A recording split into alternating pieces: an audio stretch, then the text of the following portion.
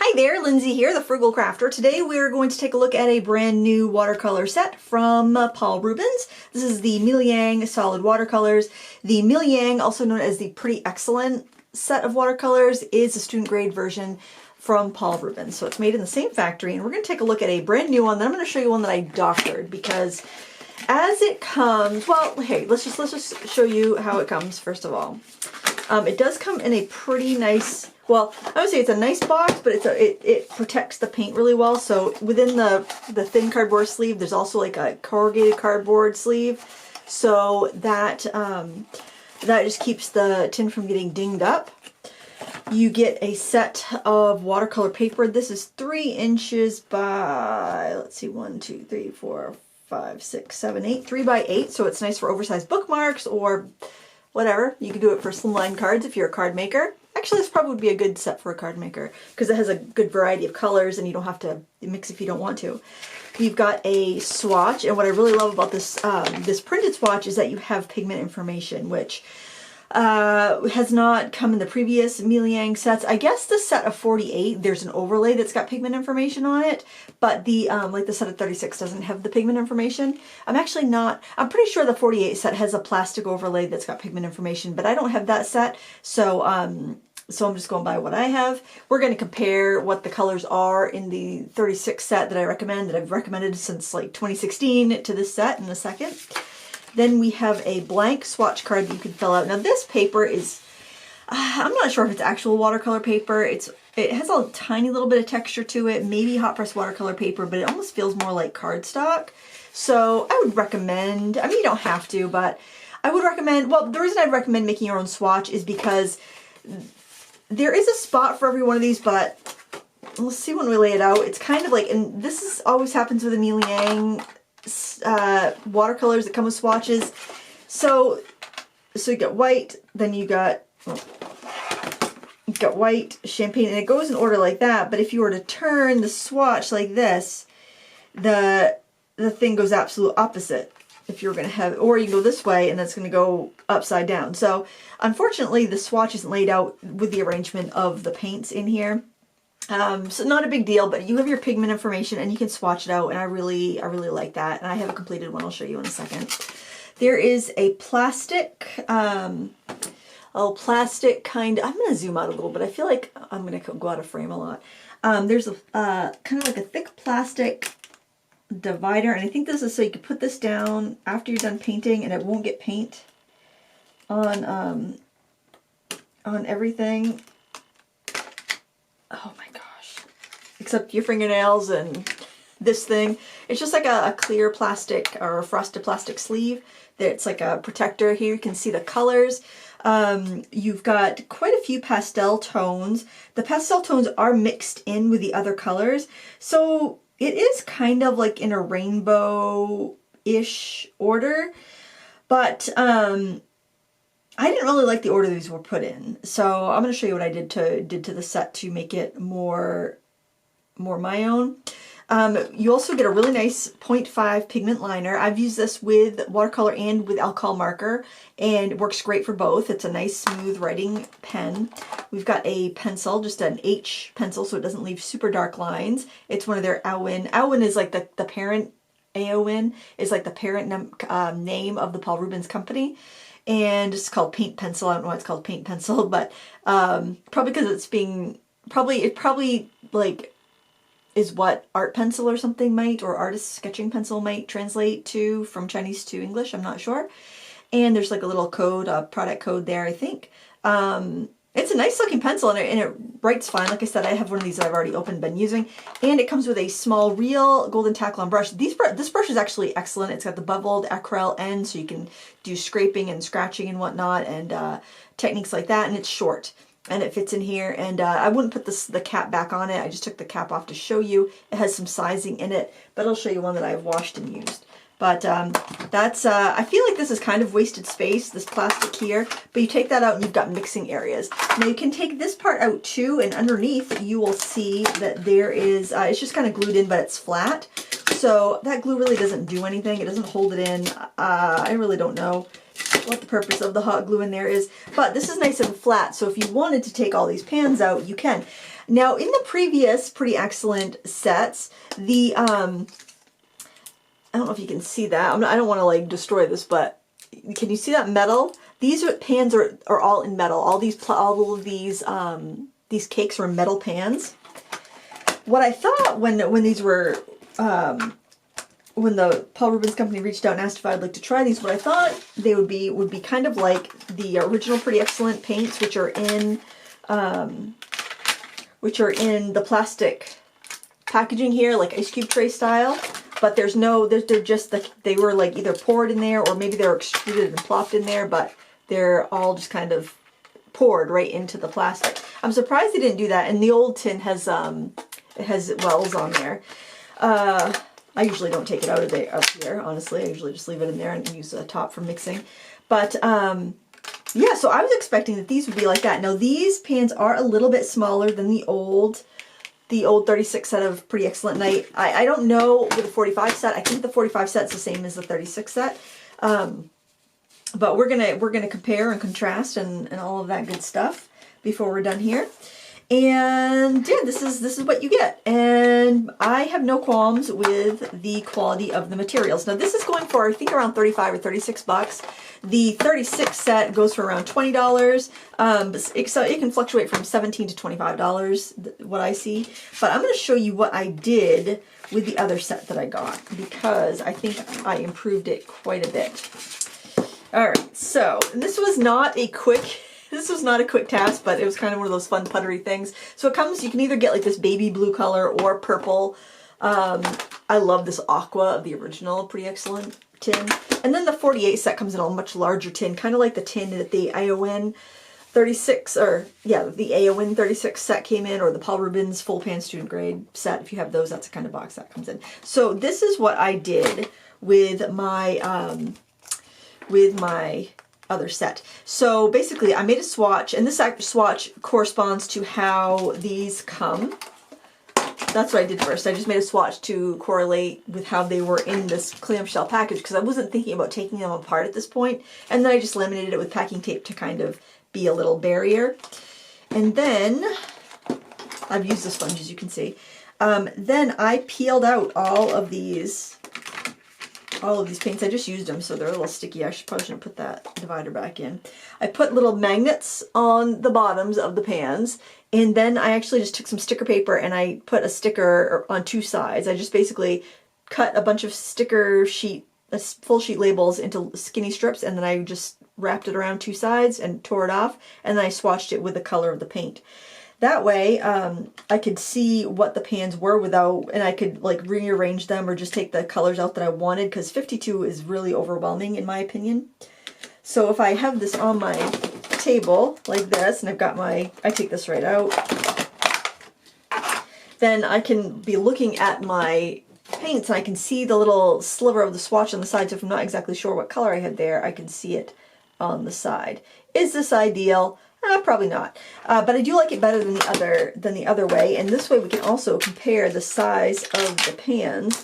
I would say, when I did ask Pretty Excellent, they said these were a little bit smaller than a standard half pan, and yeah, that tracks. They are a little bit smaller. I'll do this on top of, let me put this dark one on top of a light one. So, well, let's do it on top of this yellow, and that will be easier to see.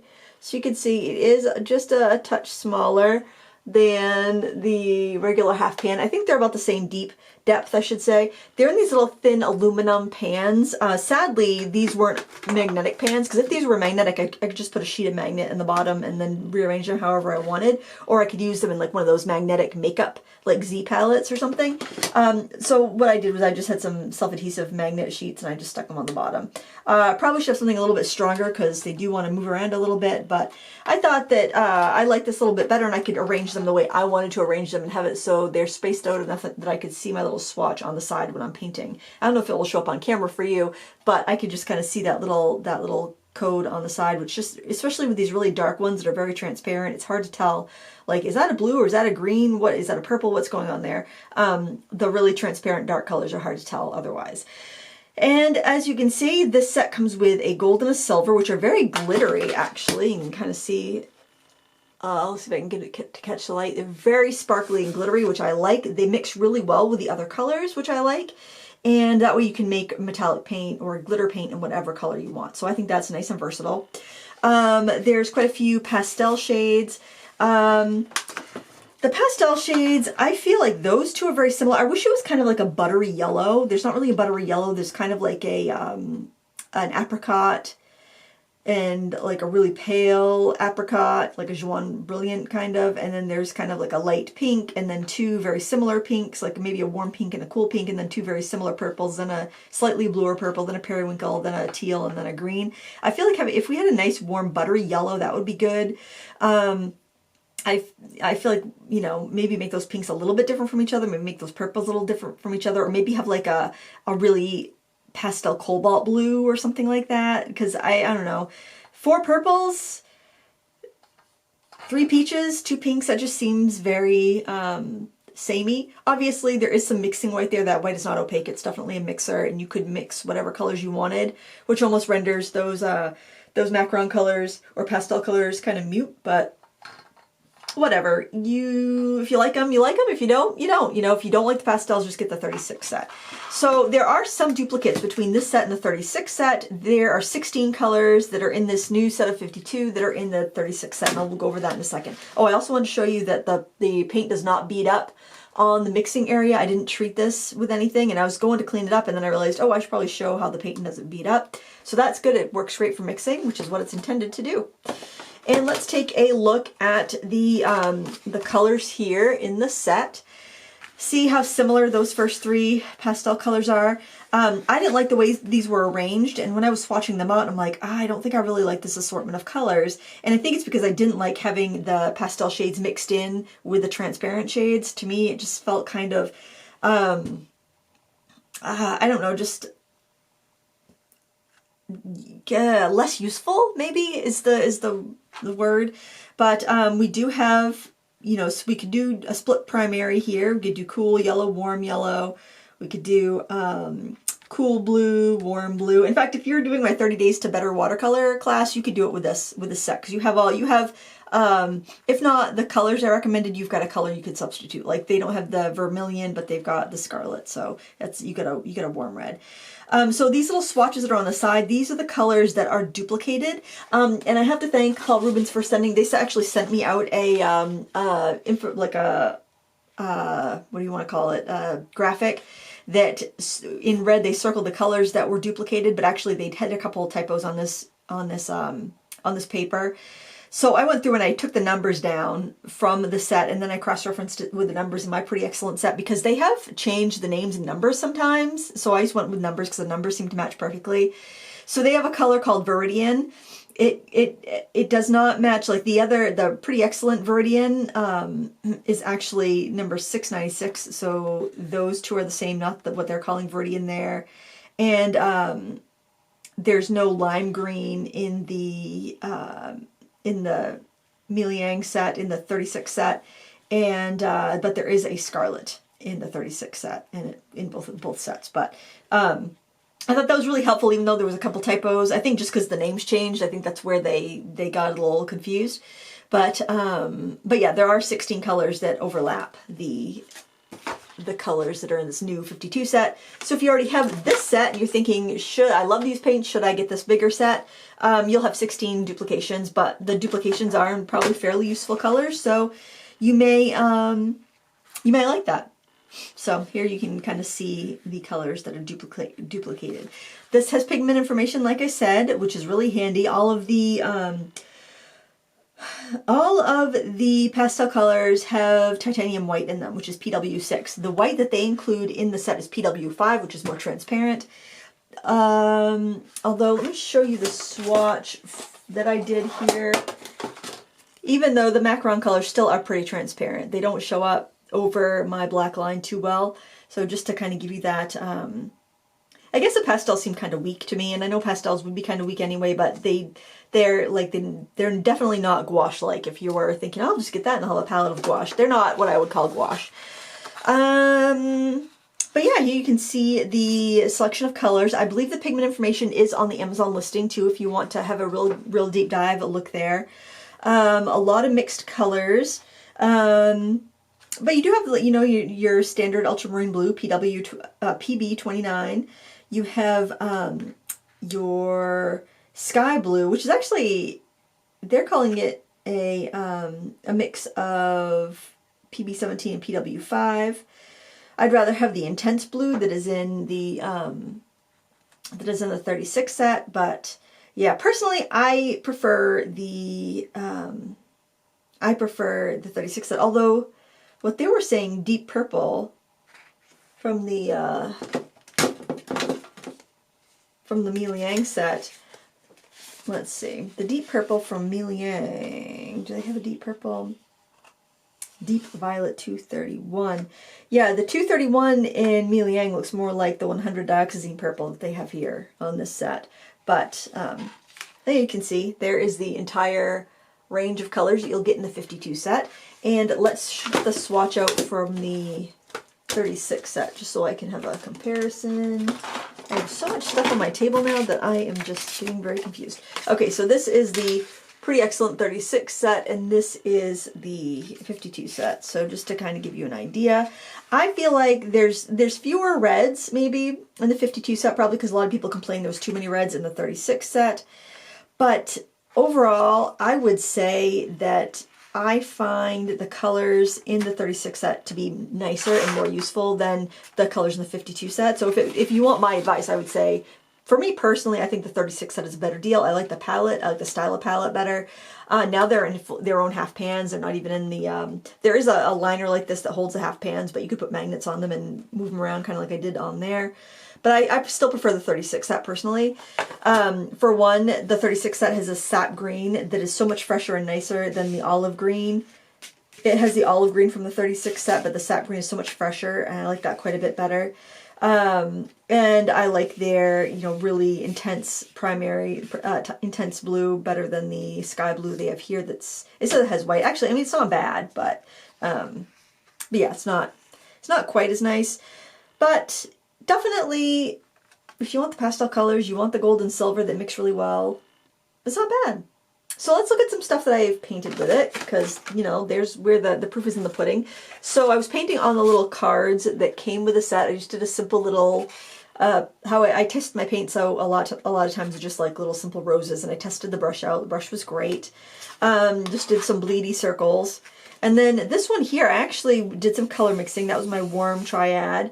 Colors were alright, cool triad, very nice. Then I did some mixing with the gold and silver in some of the colors, and I love that. They look really nice, kind of almost like the Rock Plus Mica Supervision colors. Like, I love the green and the silver, the gold and the silver with the Viridian color, and with the olive green, that gold looks really pretty. So they mixed fine. I would just maybe avoid mixing with the pastels, although I did mix some pastels into some of these brighter ones just to get a little bit of a well-controlled gradient, and that worked well too. So no qualms in their performance. A 52 is a lot of colors, and I would say that it's easy to get muddy when you have so many colors that have so many mixed pigments in there. So that would be my caveat, is that you might not paint as well with this 52 set as you would with a 36 set, because you've got a lot of colors that have white added, and they're just going to go a little bit muddier. So these are a couple little paintings I did today. I did this, this was from a food paint challenge, some figs and blueberries, and then I added a little colored pencil on top. I used too many colors and it got muddy real fast, so I do want to warn you there. This one I did with fewer colors, and I even used the metallics in there. I don't know if you can see the sparkle on the microphone, but that one much better. So I would say limit your palette. So that's why I like taking it apart. Now this will take you some time, but taking it apart and putting magnets on those little metal pans. I was very excited when I saw there were metal pans. I'm like, well, that's neat. Why would they put them in metal pans and then put them in plastic? I didn't understand that. It was hard to get these out of the plastic. I would kind of peel off the plastic and then put a drop of water on there, which would soften the glue, and then I could peel the glue off. But I just put little magnets on the bottom. There's like cat hair in here because I spilled the entire thing over on the floor upstairs, and I have pets. And so I had cat hair stuck on the paint. It was awful. But I was able to get these all magnetized. And now I could just take out, if I just want to use a couple colors, I could just pull out the few colors that I want and put them on another palette, or put them, you know, in a metal tin or something like that, and then have a have a better idea. And it's really, you really want to swatch them if you do this, because it's really hard to tell what you have otherwise. And I think if I had to do it again, I would make the swatch go all the way around so I didn't have to have it turned one way. I was just thinking, how am I going to hold it if I have to paint all four sides? But maybe I'll go back and put swatches on the other two sides. Probably not. But anyway, that's just something I would have redone. But I think this makes it look a lot nicer, and plus I think it will make it more useful because you can move the colors around and move it to just the colors that you want. And when I made my swatch, I just, like I said, packing taped it so I could put it kind of in here. I made little wings there, and I could tuck those in on the sides too to keep them from sticking and let some airflow in between the paints. But I have to be honest, this tin here, this type of tin is the type of tin that the Semi Art watercolors come in. And when I first saw that, I was like, oh, I don't have a good feeling about this. Because anytime I've gotten paint in a tin like this, it's been awful. The paint's good. I don't think the tin is anything to write home about. It doesn't overlap, it just kind of butts up. So I don't know, it's just kind of a weird configuration. It's so thick.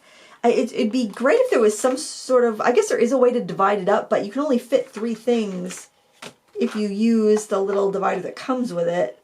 It just seems like there'd be a better way to use this space, or maybe even just make it flatter, or I guess I could push all of these pans together and put my little pen and stuff on the bottom, but it's just, I feel like it takes up unnecessary space. Now if we look at the original set of 36 here,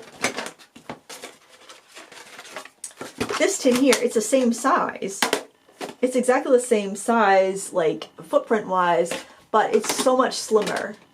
It's like half the size, it's like half the width, and I think that's so much more convenient and so much nicer. So I'm still going to say I still recommend the 36 set over the 52 set. And you may be asking, what about the 48 set? I would say get the 48 set if you want those 12 glitter colors, because that's the difference. And I already have the Paul Rubens glitter set, so I didn't really need that. So this is still my pick, but if you want to expand your palette, you want those pastel colors, you want a couple of metallic colors, you want some different things to add to your 36 set, nothing wrong with it. You can decide whether or not you want to go through the whole rigmarole of taking it apart and sticking it in like that. I thought it was kind of it was a fun little project. I love fiddly little things like that, but this is how it comes. As I mentioned before, and I'll mention again, these were sent to me by Paul Rubens Company to review, and I did not pay for these. They were sent to me as a promotional material. So, you know, for all the work that I did to take them apart, probably might as well just leave them like this, but I just found having them all mixed up, the pastels in with the regular colors, was just very confusing to me.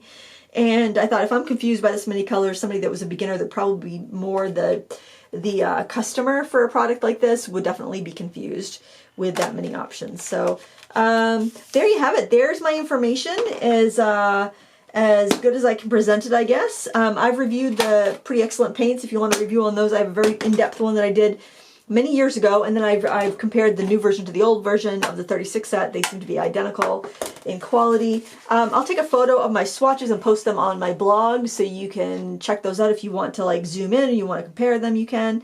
But I think all that pigment information is also on Amazon, so I will link to that as well. And it is an affiliate link, so if you do decide you want to buy these, I would earn a small commission if you ordered it through my links. So there you go. If you think that influences my decision, either way, you are entitled to weigh my review with greater or less weight to knowing that. So that's why I say it.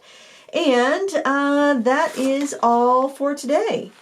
I have a time lapse up of these two artworks on my YouTube channel if you want to check it out and see how I painted those. They were fun to do, but you can kind of see how when I used tons of colors, I used way too many colors, it got quite muddy in the background. When I kept it to a limited palette, they did pretty well. I'm not surprised because I just taught a whole class using 9 colors from the Pretty Excellent 36 set, so I know that the paints are good. Just, I say, don't overmix, don't use too many colors, or you are going to end up with more muddy and neutralized colors. So with that, that is a review of the Pretty Excellent set of 52 watercolors, available in purple or blue. Let me know what you think in the comments below. Do you like this 52 set, or are you going to stick with the 36 set, or are you just not interested in these paints at all? I would love to hear it. The 36 set is still my budget paint pick to beat. I prefer this one over the 52 set. The colors are way more useful. You've got way more backups if you use up a red. And then if you use a color all the way to the bottom, go ahead, treat yourself to a professional tube of that color. either from Paul Rubens or from whatever brand is easy for you to get, and build your collection that way once you use up a color and you know you want it. I would recommend doing that rather than buying another budget set once you get to the point where you are actually going through the paints and you are using them up. Unless you just want a set for travel. I don't know, you make your own decisions. Take my advice with a grain of salt, and we will see you next time. I hope you found this useful. And until next time, happy crafting. Bye!